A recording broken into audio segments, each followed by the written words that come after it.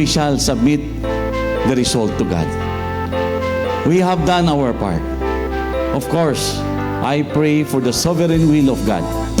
I will never grab the opportunity to sit as a congressman, but I will bow down and I will delight in the sovereign will of God. Amoyo kakabsat, there is a best place to be. It is in the center of God's will. And He knows what is best for us. So I always encourage the politician nga kakadwak, whether in our party or in the other party, to commit everything to the Lord. No matter how we want. Ore kasanot kinakayat, ore kasanot ikayat tingwag serbi. Ore kasano iti kinapintas, iti plano tayo. But we can never know. Only God sees what is best in us. Only God sees what is best in us. And we are now looking at things, what is happening now in politics. Because they don't want to give up their comfort as a politician. They try their best. Ikarigatan ng mga bak. Instead of giving it to the Lord, instead of submitting it to the Lord, they rely on their strength. And I remember the word of God, that some relies on the chariots and horses that they have, but I will rely in the name of our Lord, our God.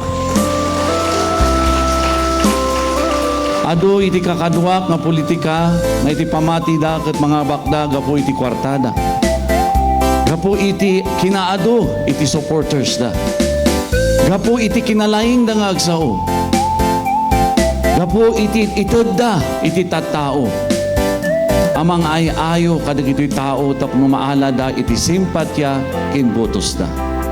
Ado iti kakapsat tayo, nga politiko, nga masapol nga dadaalan na, iti kadwana, nga politiko, tapno lang, mga baktisona. But I know that God will insult our intellect. Because the intellect of man is the foolishness. It's a foolishness in the eyes of God. Anyaman di kinalaing tayo, it is foolishness in the eyes of God. So sapay ko as the days are ending, maudi pa'y nubigat, we keep continue praying. I praise God for the life of our pastors, our ministers. Even we are divided whether to join politics or not.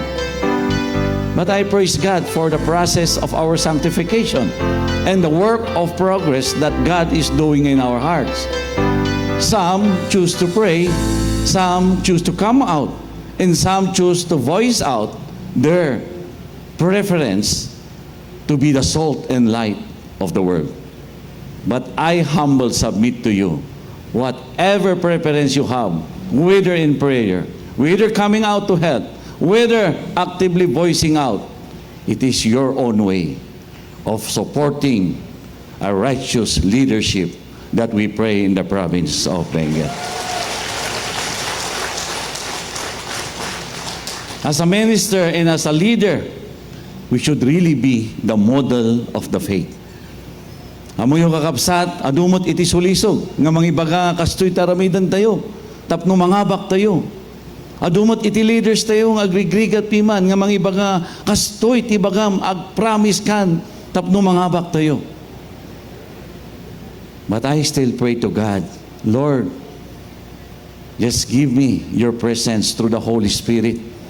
Tapno anya ko matibagak, kat makaayayo nga kanayon, iti imatang mo.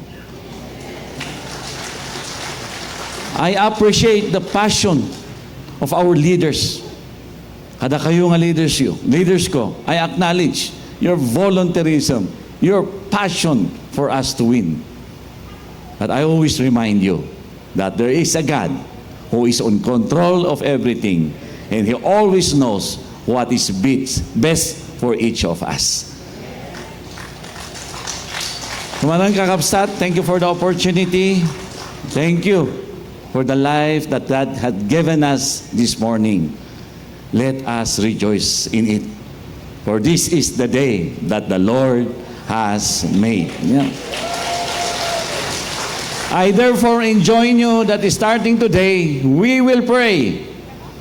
We will pray to our Almighty Father to give us the wisdom, to give us guidance, to vote not what the candidates want, not what you personally want, but what really God wants. For we always pray, thy will be done. Thank you, and God bless everyone.